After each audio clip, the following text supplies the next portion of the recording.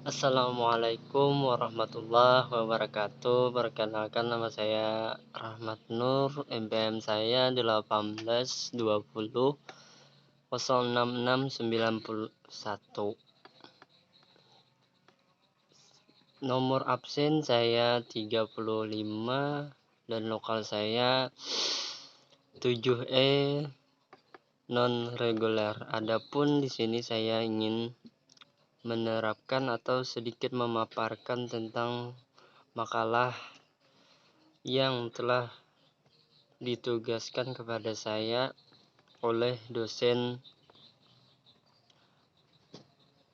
pengajar ekonomi politik.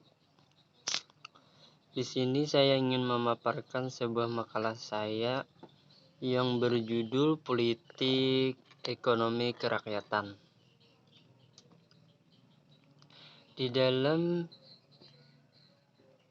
politik ekonomi kerakyatan di sini dibahas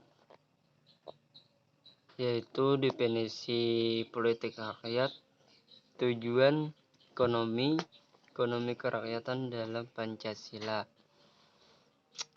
Adapun di dalam pembahasan di dalam makalah saya ini, definisi ekonomi politik kerakyatan adalah satu situasi perekonomian di mana berbagai kegiatan ekonomi diselenggarakan dalam melibatkan partisipasi semua anggota masyarakat. Sementara penyelenggara kegiatan ekonomi itu pun berada di bawah pengendalian atau pengawasan anggota-anggota masyarakat. Bila dikaitkan dengan bunyi pasal 33 ayat 1 Undang-Undang 1945 tadi, maka situasi perekonomian seperti itulah yang dibuat sebagai perekonomian usaha bersama berdasarkan atas asas kekeluargaan. Jadi ekonomi kerakyatan ini adalah suatu perekonomian yang dimana berbagai kegiatan ekonomi diselenggarakan melibatkan partisipasi semua anggota masyarakat. Artinya dalam suatu dukungan masyarakat, partisipasinya dalam menggunakan ekonomi kerakyatan. Adapun tujuan politik ekonomi.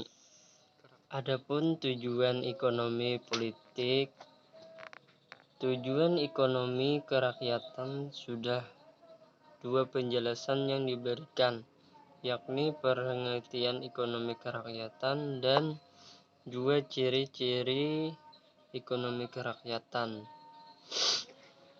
Dan kali ini kita akan melanjutkan kembali pembahasan mengenai tujuan dan ekonomi kerakyatan. Oleh karena itu, tidak usah berlama-lama, mari langsung kita mulai pembahasannya.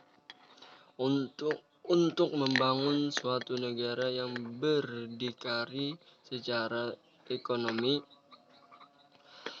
serta berdaulat secara politik dan juga mempunyai kepribadian dan juga berkebudayaan yang baik, untuk mendorong dari pemerataan pendapatan setiap masyarakat agar bisa mendorong pertumbuhan perekonomian yang berkesinambungan serta untuk meningkatkan efisiensi dari perekonomian nasional.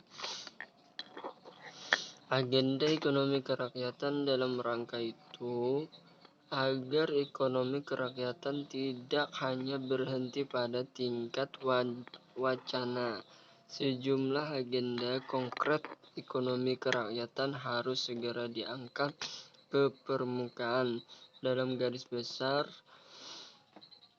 terdapat tujuh agenda pokok ekonomi kerakyatan yang perlu mendapat perhatian Ketujuhnya adalah inti dari politik ekonomi kerakyatan dan merupakan titik masuk untuk menyelenggarakan sistem ekonomi kerakyatan jangka panjang. Adapun yang pertama, memperjuangkan penghapusan sebagai utang luar negeri Indonesia.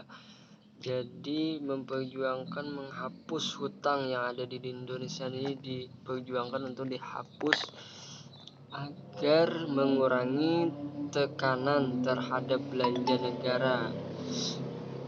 Selanjutnya, yang kedua, meningkatkan disiplin pengelolaan keuangan negara dengan tujuan untuk menerangi KKN. Dalam segera mendimensikan salah satu tindakan yang perlu diprioritaskan dalam hal ini adalah penghapusan dana-dana non-budgeter yang terbesar yang tersebar secara merata pada hampir semua instansi pemerintah. Ketiga, mendeklarasikan pengelolaan BUMN. Sebagaimana diketahui, pengelolaan BUMN selama ini cenderung didominasi oleh para pejabat pemerintah pusat. Keempat, peningkatan alokasi sumber-sumber penerimaan negara dari pemerintahan pusat kepada pemerintahan daerah.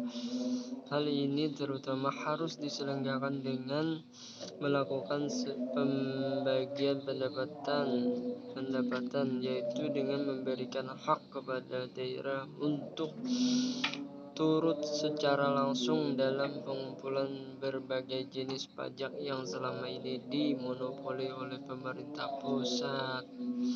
Kelima, pemenuhan dan pelindungan hak-hak dasar para pekerja serta meningkatkan partisipasi para pekerja dalam penyelenggaraan perusahaan.